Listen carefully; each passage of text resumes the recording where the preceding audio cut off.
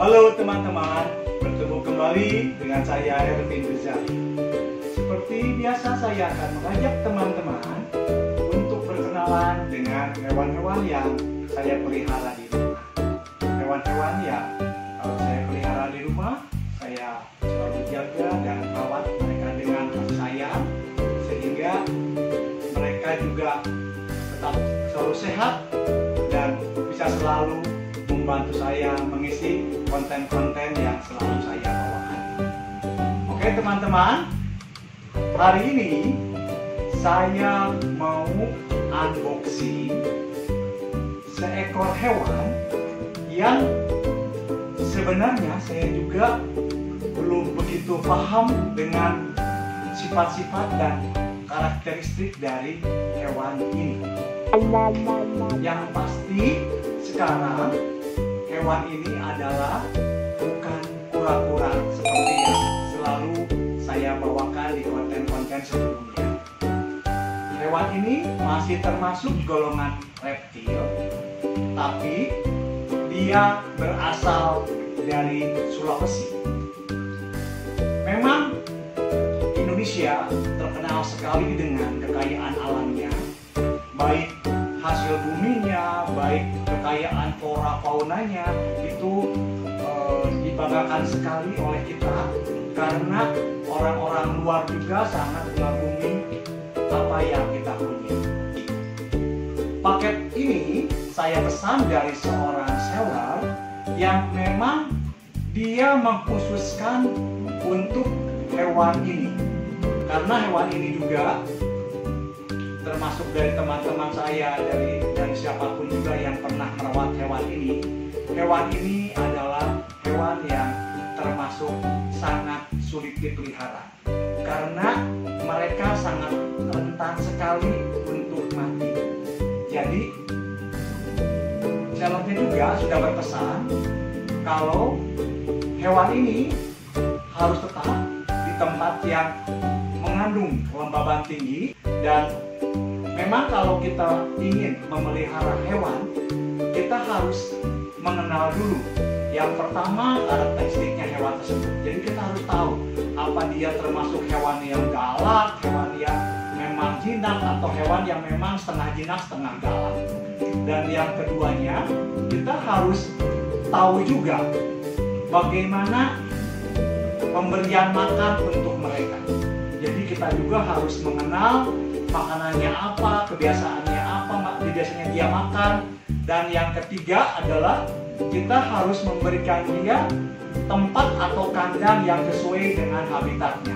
Ini mungkin yang banyak teman-teman juga yang pernah memelihara hewan ini kesulitan dalam memberikan tempat atau kandang buat mereka, karena mereka betul-betul rawan sekali untuk mati kalau kita tidak betul-betul merawatnya. Nah teman-teman, menurut teman-teman kira-kira apa ya hewan ini? Nah, saya selalu ingin mencoba memelihara hewan-hewan yang termasuk unik, termasuk juga eksotis, karena hewan ini juga sangat eksotis. Dan hewan ini lucunya dia mempunyai nama sesuai dengan nama buah-buahan. Nah teman-teman, makin penasaran kan apa isinya ini? Oke, sebelum kita unboxing, mari kita lihat dulu seperti biasa tayangan berikut ini.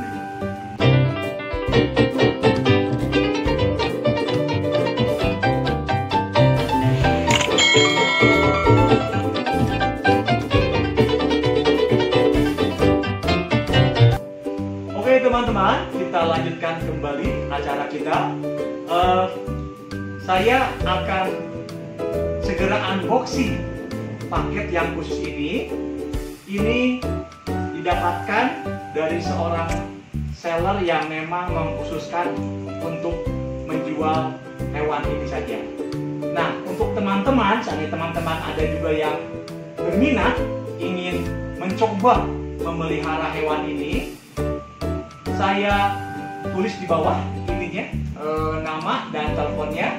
Silahkan teman-teman kalau yang ingin berminat membeli juga sama seperti saya, hubungi orang ini dan silakan memesan sesuai dengan pilihan teman-teman.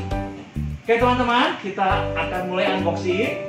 Standar dari unboxing di tempat saya, biasanya saya selalu dulu memakai sarung tangan karena kita belum tahu hewan ini pertama kali kita pegang, jadi kita juga harus safety juga kita pakai.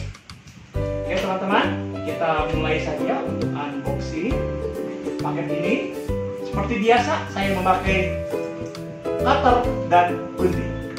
Oke teman-teman, paket ini masih rapi, belum dibuka, dan memang untuk seller-seller yang profesional biasanya mereka kasih lubang-lubang di dusnya supaya ada udara. Oke teman-teman, kita coba untuk membuka unboxing paket ini.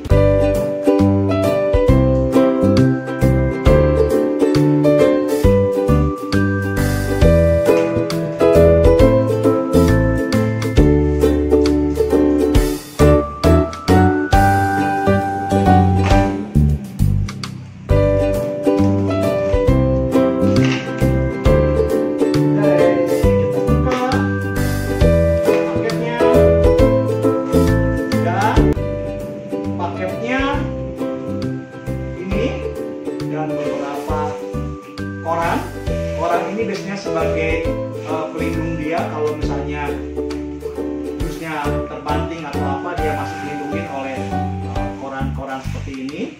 Ini hewannya sudah kelihatan ada dari bayangannya, tapi ini masih hewannya hidup loh. Hewannya tetap masih hidup dan masih bergerak-gerak. Oke teman-teman, kita mesti hati-hati karena jujur aja saya juga belum begitu hafal dengan hewan ini. Kita buka pelan-pelan teman-teman, kita pegang dulu mana kepalanya, mana ekornya. Oh ini kepalanya, ini ekornya. Soalnya kita ngeri juga ya kalau sampai digigit atau diapain oleh hewan ini, karena kita belum hafal dengan sifat hewan ini. Oke teman-teman, kira-kira hewan apa ya? Coba dulu tangkap hewannya. Ups. Tade, hewannya adalah ini dia hewannya. Hewannya adalah hewan yang disebut dengan kadal air yang berduri. Tapi biasanya ada beberapa orang yang menyebut dia sebagai kadal salak. Kenapa disebut kadal salak? Karena memang kulitnya ini hampir mirip dengan buah salak ya. Buah salak kan begini kulitnya. Boleh dilihat bentuknya. Dan si kulitnya ini seperti buah salak, teman-teman. Kadal salak ini itu biasanya disebut sebagai Sulawesi Spiny Waterskin. Dia mempunyai nama ilmiah loh. Nama ilmiah juga keren. Dia namanya Trophidophorus apulus. Selain warnanya coklat kehitaman dari bagian punggungnya, di bagian perutnya dia mempunyai warna putih pucat kekuningan. Dia mempunyai warna putih pucat kekuningan.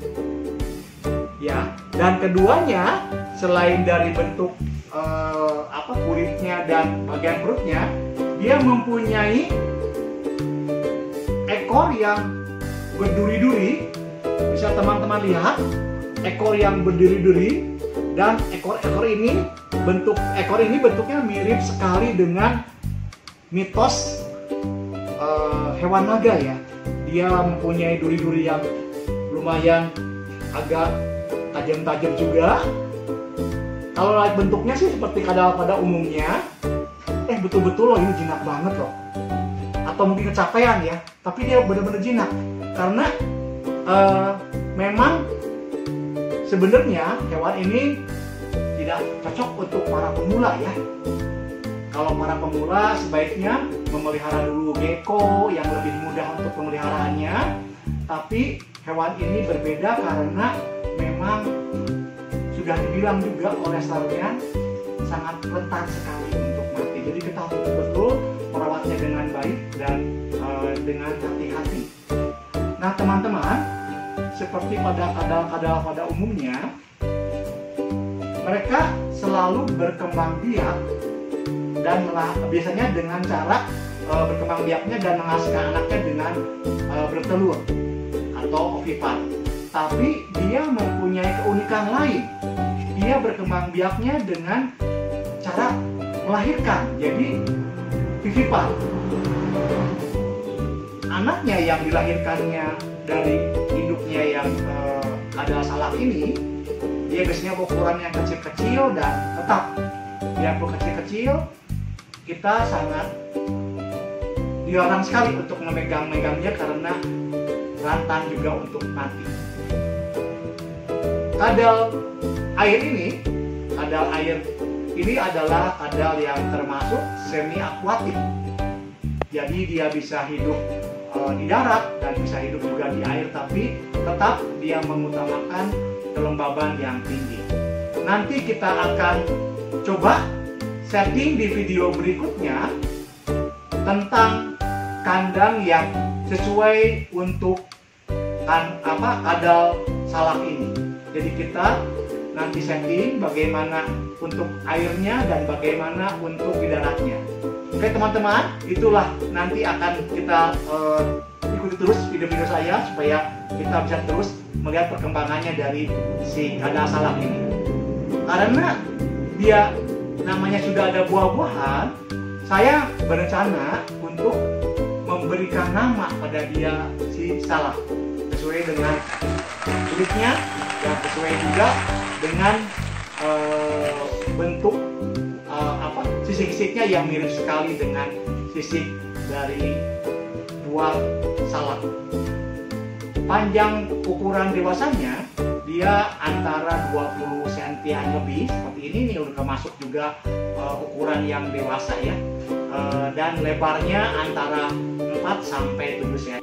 Dan ciri khasnya juga dia itu bisa berpura-pura mati. Jadi teman-teman juga hati-hati ya. Kalau dia diam, kayak tidak bergerak-gerak, itu bukan mati sebenarnya. Dia pintar untuk berkamuflase seolah-olah dia mati. Ini yang kadang-kadang orang bilang, wah mati, padahal dia nggak mati. Dan satu lagi teman-teman, untuk memegang ini, hati-hati, jangan memegang di ujung ekornya. Karena sesuai dengan sifat-sifat tipe kadal, dia bisa memutuskan ekornya sebagai tindakan untuk penyelamatan diri. Jangan memegang di ujung ekornya, tapi minimal di pangkal ekor seperti saya pegang atau di daerah bagian perutnya supaya dia merasa nyaman juga. Karena seandainya ekornya putus, memang pasti akan tumbuh lagi ekornya. Tapi ekor yang baru itu tidak sebagus dari ekor yang pertama dia dapat. Pasti bentuknya juga akan berbeda dan mungkin durinya ini juga tidak sebagus yang seperti sekarang dia punya. Teman-teman, lihat, dia pura-pura mati. Lihat. Nah, inilah dia pintar sekali untuk kamuflase menipu sehingga orang-orang menyangka dia mati. Lihat tuh, dia kayak hewan mati. Lucu sekali kan? Padahal dia tidak mati. Mungkin dia juga kecapean. Saya akan simpan di tempatnya. Sementara mungkin saya simpan dulu di air karena dia mungkin kecapean. Lihat, lihat, dia pura-pura mati. Pura-pura mati beneran tuh. Pintar lagi, dia nutup matanya. Nah, dia buka lagi matanya. Dasar pinter banget dia nih orang ya. Masuk dulu si air ya. Ya, kita simpan dulu air tuh, lihat tuh. Oh, dia hidup lagi. Makanannya untuk kadal salak ini biasanya adalah serangga-serangga seperti jangkrik atau ulat Hongkong dan kecoa dubia juga bisa dikasih. Tapi yang pasti dia harus diberikan tempat yang mempunyai kelembaban tinggi. Itu saja mungkin yang harus kita perhatikan untuk terus memelihara hewan ini sampai dia tumbuh dan berkembang dengan baik. Oke teman-teman, seperti biasa jangan lupa ya, tetap subscribe untuk yang belum subscribe, tonton, berikan like dan boleh share ke teman-teman, dan komen juga di bawah ini tentang kadal yang saya pegang ini, kadal salak. Dan teman-teman untuk yang sudah subscribe, tetap saya minta untuk tonton sampai selesai video ini dan berikan like, boleh di-share juga dan komen tentang hewan ini sehingga kita bisa sharing dan bisa mengambil manfaat yang banyak tentang hewan yang memang asli dari Indonesia ini. Kita harus bangga dengan produk Indonesia dan apa yang kita punya di Indonesia. Oke teman-teman, terima kasih sudah menonton video ini. Semoga video ini bermanfaat untuk teman-teman dan